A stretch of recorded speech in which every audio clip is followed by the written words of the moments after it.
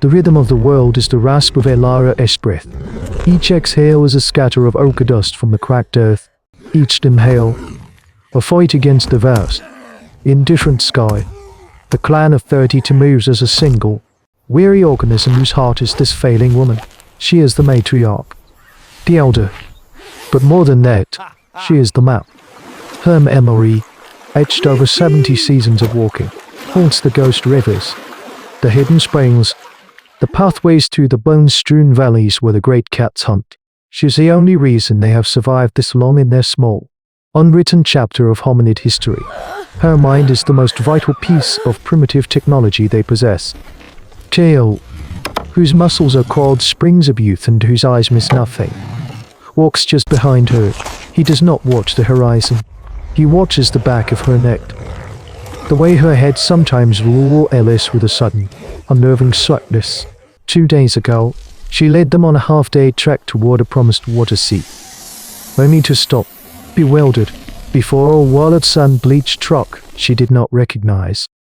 It was her younger brother, hobbled by his own age, who remembered the turn they had missed. A quiet terror, cold and sharp, had passed through the clan then. It was a fear worse than any predator's roar, the fear of being lost not in a landscape, but in the failing memory of the one person who knew the way. These early humans understand that the greatest threat is not the lion, but the forgetting. Their world is a brutal theater of prehistoric life. The skeletons of Pleistocene megafauna, mammoths with ribs like the hulls of overturned canoes, the massive skulls of cave bears, are the grim signposts of their journey. They are a constant reminder that even giants can fall.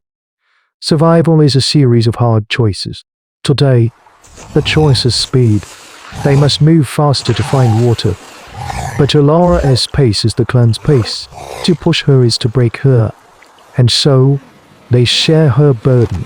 Her daughter and Kayles may take turns supporting her. Their own meager water rations tip to her cracked lips first. This is not debated. It is instinct. The altruism that binds them. It is the core of their survival skills, more essential than any flint spearhead.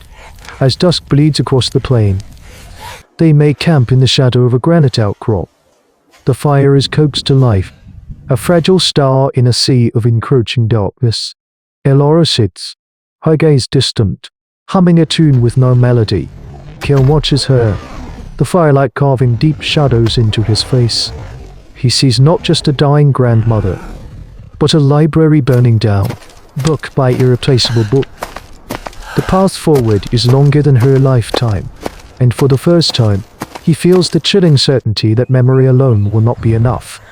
The nights are worse. The fire holds the dark at bay, but it cannot warm the chill that has settled deep within the clan's spirit. Elara is gone. They left her wrapped in hides under a cairn of stones 2 suns ago, a monument of grief on an endless plain.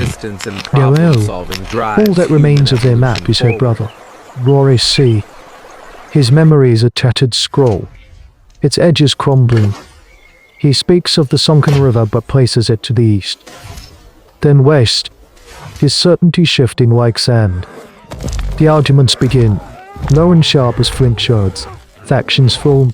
Those who trust Star or ICS morning memory against his evening one. Those who believe their own gut is now a better guide.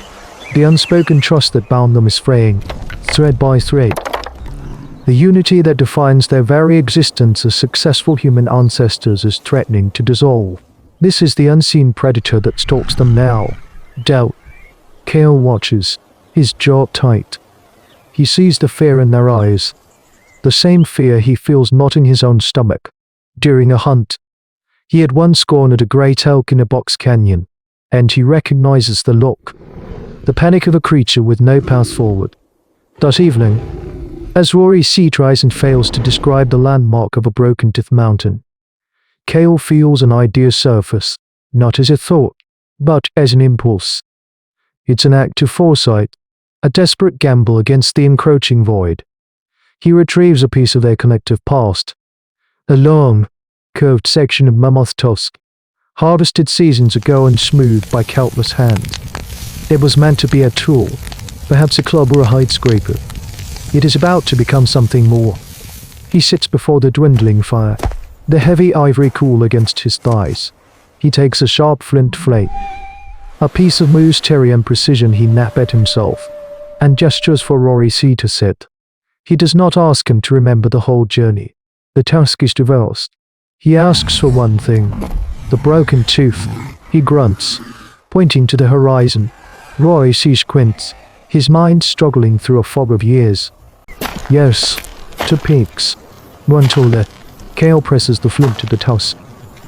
With a gritty scrape that sets teeth on edge, he carves to jagged triangles. He doesn't know what he is doing. Not really. He is simply trying to hold smoke in his hands. He points to the carving, then back at the distant. As he peeks, he taps the tusk. ROICS, eyes widen slightly. A flicker of understanding. And the stream, Kel presses, the one that tastes of iron. Rory C. traces a meandering line in the dust with a trembling finger. Kale copies it onto the bone. A wavering scratch connecting the twin peaks to a point further down. The clan gathers, drawn by the strange, rhythmic scraping. They watch in silence as Kale coaxes fragments of memory from the old man and gives them physical form. A circle for a grove of bitter root. A coarse hatch for treacherous shale fields. This is not odd. It is an act of desperation. An attempt to build a dam against the river of forgetting that is sweeping their world away.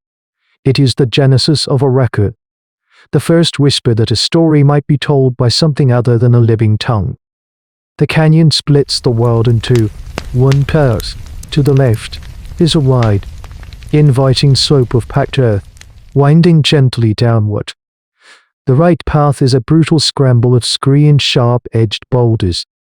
Climbing into the shadows of a narrow fissure, Rory C., his eyes clouded with the false certainty of a fractured memory, points a bony finger toward the easy way. There, he rasps, his voice thin but absolute. The way of the gentle slope. I remember. The clan murmurs, relief mixing with exhaustion. They look at the easy path like a thirsty man looks at a mirage. But Kale stands frozen, holding the mammoth tusk. He has been tracing the lines with a charcoal-stained finger for the last hour.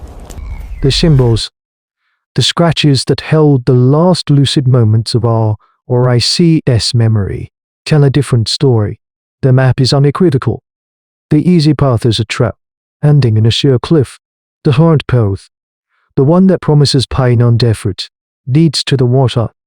He steps forward, blocking RICS way. He holds up the tusk. He cannot explain it with words, but his gestures are a language of their own. He points to the scratched line for the easy path, then draws a hard, final line in the air, a sign to end or nothing. Then he taps the other line, the one that climbs, and makes the sign for water, for life. Conflict drips through the small band of Homo sapiens. To defy the elder is to defy tradition, to unravel the very fabric of their world. Rory C. scoffs, striking the ground with his staff. He is the living memory. This is just a marked bone, a dead thing. But Kayla's mate, Nola, steps to his side. She looks not at Rory C., but Kayla's face, at the unshakable conviction there. She remembers the broken tooth mountain, how the bone had been right when the man was wrong. Her trust is the first stone that starts the avalanche. One by one, then in small groups, they turn from the elder and face the hard path. It is a mutiny born not of anger, but of a desperate, terrifying hope. Rory C. is left standing alone, a monument to a world that is ending. Before he too, with a defeated sigh, shuffles to join them. The climb is a nightmare. Thirst claws at their throats. The sun beats down. Every sharp rock seems to mock their choice. But as the sun begins to dip, Tail, in the lead, stops. He points.